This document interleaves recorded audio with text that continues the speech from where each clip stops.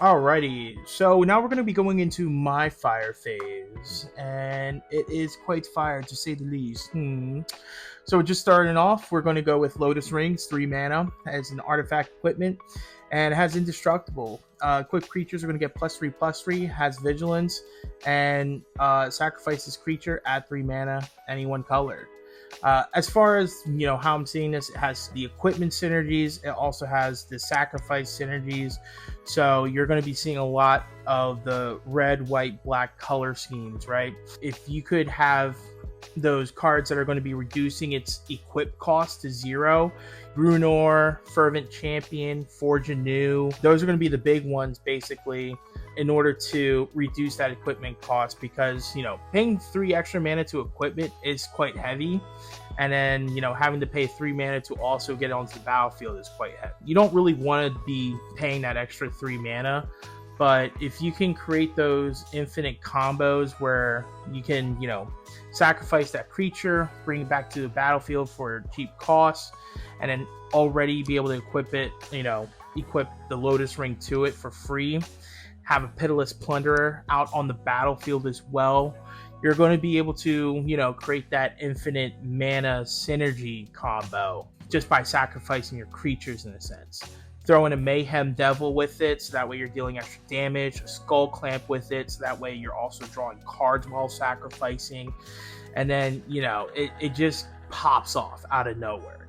It really has brought a whole new level of gameplay with the equipment decks that were really lacking a lot of the mana synergies that were needed in order for those decks to really pop off. What are your thoughts on this card, Kyle? It gives mana now to Boros players, and if you have Skull Clamp on the creature as well when you're sacrificing it, now you're drawing 2 cards on top of it, so you'd be easily creating a draw engine and mana engine for your other spells. Like I was saying, I would go in Boros for the most part with this card. I feel like that's going to get the most value out of it because of the lack of draw and mana abilities, ramp abilities that it has, because like I was telling you before, Fighter's Class as well as Astor Bearer of, I can't remember the last word, but you guys know what I'm talking about. It's obviously going to be right next to me.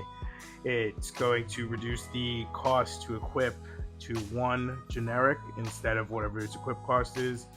My commander that my first Voltron deck was Brunor Battlehammer. This is going to be great in it as well because I can now equip it for free onto it. I feel like I would almost want to create some type of token synergy though with this in the equip. Like I feel like I would have to have a token generating equipment deck to really see the ultimate form of this, because the fact that you're going to be doing aristocratic style because you're going to want to obviously sacrifice to gain more mana, as well as potentially other abilities for whenever a creature dies, Zulaport Cutthroat. You can go in with the Orzhov, like you were saying, just to kind of go back into those colors. So there's a lot of capabilities with it. I think it's a little overhyped, just because it has the word Lotus in it. I feel like a lot of people are just overhyping it for that fact, because it does get +3/+3 and has vigilance, but now you have to sacrifice it. And if you don't have constant token generation or something to constantly be putting more creatures on the field to sacrifice it, to use it for its mana ability, I don't really see it being too much. It'd be hard for like Power 9 decks to pull something out, or Power 10 and put this in. I don't know. I mean, I think there's a lot of upside to it. Absolutely. That is needed for red, white, and then with the black. Definitely. I mean, Mardu. Run this with not Awaken the Blood God, but the Extus, Ortic, and I think it's is it Awaken the Blood God? I think it is Awaken the Blood God. Yeah, basically where you can sacrifice X amount of creatures, cast that sorcery for X amount of less, in that type of synergy where you're always sacrificing creatures, sacrificing permanents, that's going to be big. Lotus Ring, pretty solid card, pretty pricey though. Yeah, put it in Dogmeat, which just came out in Fallout as well. Dogmeat would be good too, yeah. What do we got next? I'm a fan of the frog horror, the Gitrog, Ravenous Ride. 3 mana Golgari, legendary creature frog, horror mount. Trample Haste. It whenever Gitrog, Ravenous Ride deals combat damage to a player, I may sacrifice a creature that's saddled it this turn. And if I do, I get to draw X cards, then put X land cards from my hand onto the battlefield tap, where X is the sacrifice creature's power. We're looking at Golgari, Big Stompy, I like my creatures to die effects. And in order to have this type of deck pop off, you're looking at making your creatures big. And there's a couple of Golgari creatures that are going to be huge in this. I mean, just imagine having Yargle with this deck. The 18-6, the new one, Golgari. I mean, you're going to be able to draw 18 cards if you get to sacrifice Yargle, and then be able to put any lands on the battlefield that you ended up, getting from that draw. Daemogoth, Titan, Galta, Primal Hunger. It's big stompy creatures, but now you have the effects of sacrificing them, bringing them back to the battlefield, throwing Breach the Multiverse. That way you can get those big cards, and then any other way that you can possibly cheat out any of the big creatures with reanimation. So a lot of good synergies. The fact that it has that draw effect on it is huge. I would honestly just take apart Zeatora and just throw most of the cards that are in that deck into this. Just take the Golgari out of that and put it into this deck, because I would just be putting big stompy things to then sacrifice and then deal damage, draw cards. You can also just put Gitrog or the Gitrog in that. You're obviously gonna put stupid. Anyways, next card that we are seeing for my Fire Faves is Ariet the Beguiler. It is a Esper, one generic legendary creature, human warlock, lifelink. Whenever an aura you control becomes attached to a non-land permanent an opponent controls with mana value less than or equal to that aura's mana value, gain control of that target permanent for as long as the aura is attached to it. This is kind of cool. It's now, not only did we have Ariet from Wilds of Eldraine, right? Now we're having Ariet with, having the ability to gain control of other cards. And the fact that we are now seeing the blue color be a part of Ariet, it gives us so much more access to more enchantment auras that we didn't have in the Orzhov version of the deck. The newest cards that I did like out of it was Nerd Rage. That's in the Fallout set, because when it enters the battlefield, you get to draw 2 cards. Then if you have 10 or more cards on top of it, including now you have no maximum hand size, you can now add +10/+10 until end of turn on that creature. So if you're actually using Ariet the Beguiler and you put this on someone else's creature, you now gain control of them. And then when you have 10 or more cards in your hand, you're getting +10/+10 on that. Yeah, and you can also throw in Zur the Enchanter in here as well to help you with finding those enchantments. And, having Archon Sungrace out as well to, pump out more creatures and Pegasus, being able to pop off with the constellation effects. Let's not also forget about Alayla, the Provocateur, being able to, get 1/1 blue fairies with enchantments coming into the battlefield.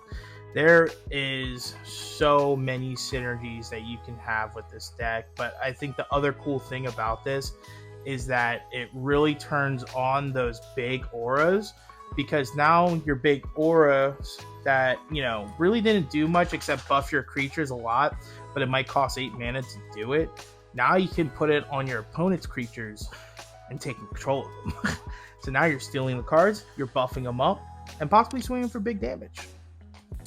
That's not fun. That's a Fire Fave. That equates to a Fire Fave indeed. Yeah. Going from there, we have Oko, the Ringleader. With Oko the Ringleader, it is a Simic 2 mana.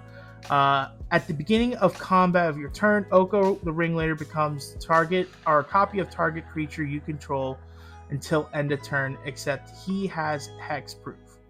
And then for the +1 ability, it comes out with 3 loyalty counters. For the +1 ability, you get to draw 2 cards, and if you committed a crime, you can discard a card. As far as committing crimes go, I'm all for it. And what it means is basically you're targeting your opponent's stuff, whether it's an ability or if it's, a spell that you're casting. So with, that being said, Planeswalkers, those are abilities, and if you're targeting certain, things on your opponent's side, guess what? Now you're going to be able to, get that extra effect, being able to only discard one card versus two cards. So that's how committing crimes is going to be really good, especially in this Planeswalker synergy type style that I see. -1, you're just going to be making that 3/3 green elk creature token. And then the -5 for each other non-land permanent that you're going to control, you're going to create a token that's a copy of that permanent. Really cool stuff. Probably the best thing that I do see here is with that Planeswalker synergy. Maybe having a Troxa out, going with the Oko Ringleader, you're having multiple Planeswalkers. You're going to easily be able to commit crimes by having Planeswalkers targeting your opponent's stuff with their abilities. From there, if you can, possibly create tokens of those non-land permanents being Planeswalkers, you're going to, really make this deck pop off. How about you, Kyle? Any way that you see yourself also playing this? Is this something that you throw in your Commander or your Super Friends deck? No. Okay. That's all I got. This one's all you, bud. Thanks for your input. You're Sorry I asked. It's just the committing crimes is just it's not my play style. So it is your play style. I'm not targeting a lot of things. I mean, in specific decks, yes, but I'm more of just a creature type. Says the guy who has a Rowan deck. Yeah, it's one deck. Says the guy who has a Loro deck. That's 2 decks out of 13. Says the guy who's running Gave. Gave's not blue.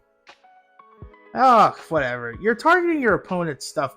You're committing crimes. You don't even know it. The Loro. We're evading taxes. Well, I mean, the name of Loro. Hello, IRS. Do not check my taxes. The title of my deck, Loro, is Crony Capitalism for a reason.